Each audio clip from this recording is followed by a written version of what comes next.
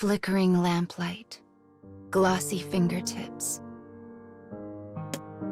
In a corner of a manor, a woman is focused on decorating her beautiful nails. Her garments are just as impressive and alluring as her fingers. But unlike the rest of the courtesan's fanciful appearance, her eyes are cold steel. Behind her, a man peeks around a folding screen. When he spies the woman's red nails, he lets out a low whistle. Surprising how much you look the part, he chuckles. You'd never know you were actually a merciless killer. The woman's only reaction is to blow lightly across her nails. But he is correct. She is an assassin pledged in loyalty to a great lord. Her courtesan's dress is a disguise to deceive her latest target. The bemused man has been tasked with leading her to the object of her work. She has been ordered to find the commander of an army set in opposition to her lord. The commander has a well-deserved reputation for both lewdness and depravity. Her task this night is to end his life by whatever means necessary. The woman and man exchange a few brief words, confirming the outline of their plan. In the dark of night, the wheels of a bloody scheme slowly begin to turn.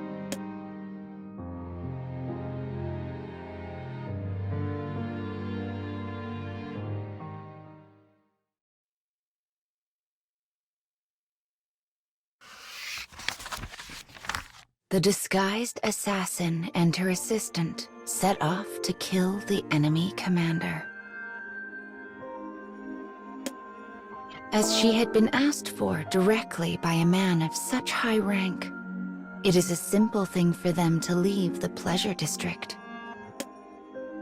When they arrive at the castle, the guards escort them to a door of magnificent construction. Once there, they forbid the man from going any further. They then turn their gazes to the woman, not even attempting to hide their lust. "Do well," says the man before he vanishes back down the hall. "Do very well indeed." The woman is brought into an inner room. The commander looks her up and down, a prurient smile smeared across his face. "I have been waiting for you," he murmurs.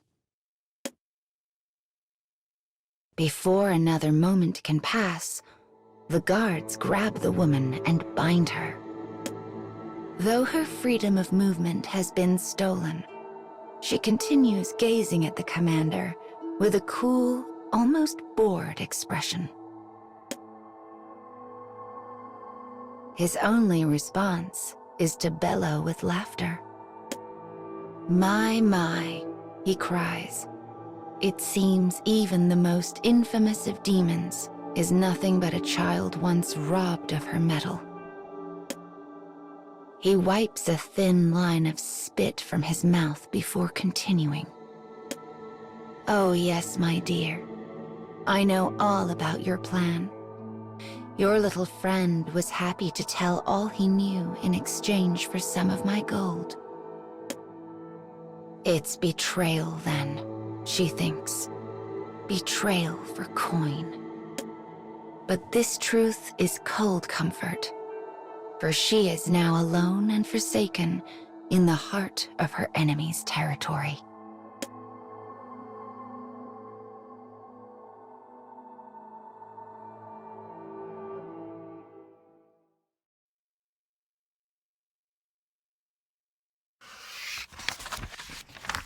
The assassin had disguised herself as a courtesan and entered the enemy's base in order to slay their commander. But the work of a treacherous spy now finds her bound in front of her would-be target. The commander leers at his assassin with scorn. His face expands into a grin. "You came here disguised as a courtesan," he says. "Perhaps it's time you served that purpose." He looks at the guards as he says this, and they respond eagerly.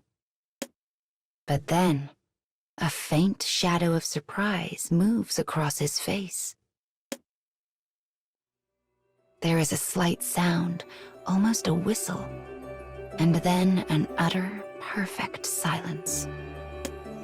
A single hairpin juts out from the commander's forehead.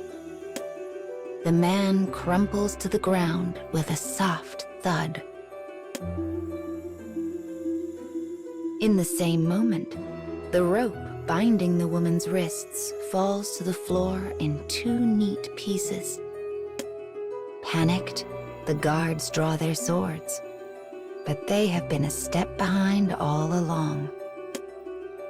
The woman allowed herself to be bound in order to lower their defenses and reduce the number of enemies present.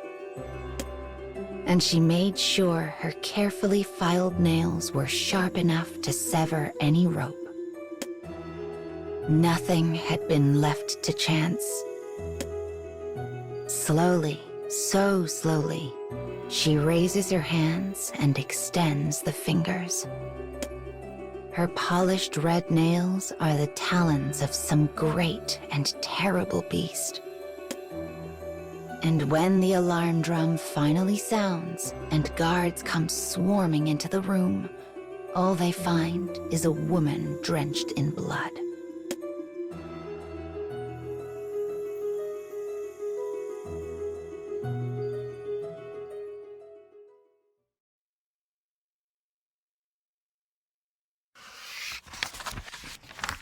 The man who betrayed the assassin had received a great sum of money for his efforts. The night now finds him miles from the enemy camp. As he counts his coins, a broad smile crosses his face. "Do well," he whispers. "Do very well indeed." His final words had not been meant for his assassin partner. They were instead meant for her guards. But there is no way she could have known, which makes his betrayal all the sweeter. As he thinks on this, an indescribable feeling of amusement wells up inside of him. Chuckling, he lifts his hand and prepares to sweep the pile of coins into his purse. But he is stopped by a sudden, terrible pain. A familiar blade has pinned his hand to the ground. Standing in front of him is the very woman he had been laughing about not a moment before. Cold sweat drips into the wound, and the man cries out. In a high, nervous voice, he begins to stammer out a pathetic series of apologies. "My daughter is sick. I needed the money for her treatment." But the woman simply continues to appraise him coldly. When she speaks, her face is a mask. "It's not personal," she says. "You're just another target. I knew you would betray me from the start." As she raises her blade, she glances down at the man's skewered hand. The blood pouring from the wound paints his nails red, almost as though he had intended for them to look that way. The woman stares at them for a moment before uttering the last words the spy would ever hear. Those don't suit you at all."